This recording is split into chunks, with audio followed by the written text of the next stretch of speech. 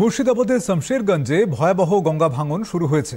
রাত্রিবেলা ভাঙন শুরু হওয়ায় দরকারি জিনিসপত্র নিয়ে সময় মতো নিরাপদ স্থানে সরে যাওয়ার সময় পাননি বাসিন্দারা। ভোর রাতে আতঙ্কে হুড়োহুড়ি পড়ে যায় শমশেরগঞ্জের উত্তর চাচণ্ড এবং মধ্য চাচণ্ড গ্রাম জুড়ে। নদীগর্ভে তলিয়ে গিয়েছে ৮ থেকে ১০টি বাড়ি, জলে ভেসে গিয়েছে গবাদি পশু। কোনো রকমে পালিয়ে প্রাণে বেঁচেছেন স্থানীয় বাসিন্দারা।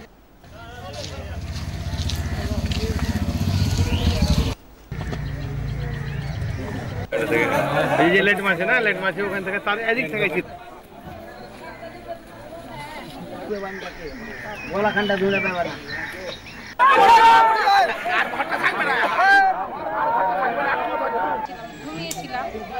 বাড়ির পাশে এসে বলছে যে ছোট ছেলে কাজ করছে, রাত 2টা অব্দি কাজ করে ছোট ছেলে। ওই বাড়ির পাশে ডাকছে যে দিদি তোমাদের লিচুর গাছ পড়ে আলো।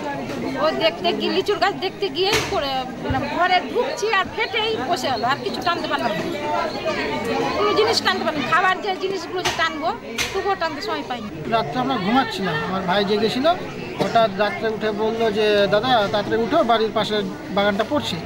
তো উঠে গিয়ে বাইরে বেরিয়ে দেখলাম যে বাগানের সঙ্গে সঙ্গে আমাদের বাড়ির দিকে ভাঙতে ভাঙতে চলে আসছে।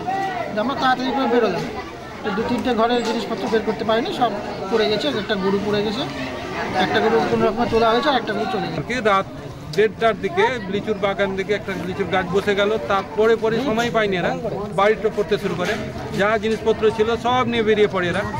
ওই সাইডে গরুর গোয়াল ঘর ছিল, গোয়াল ঘর থেকে একটা গরু ভেসে যায়, জিনিসপত্র ভেসে যায়, যে কাপড় থেকে শুরু করে অন্যান্য আসবাবপত্র ভেসে চলে যায়। সময় পাইনি বের করার।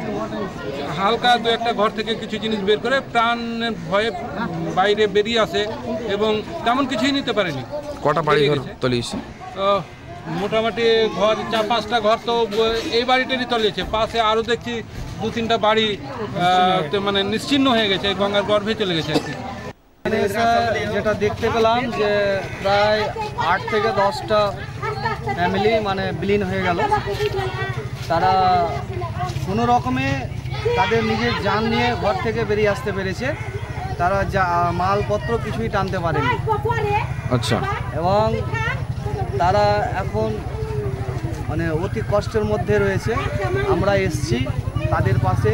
কতগুলো বাড়িঘর বিপদের মুহূর্তে রয়েছে এই মুহূর্তে? এই মুহূর্তে আরও যে আশেপাশে অনেক মানে যেহেতু এখানে মানে ঘিঞ্জি এলাকা, অনেক বাড়িঘর রয়েছে, তারাও আতঙ্কিত।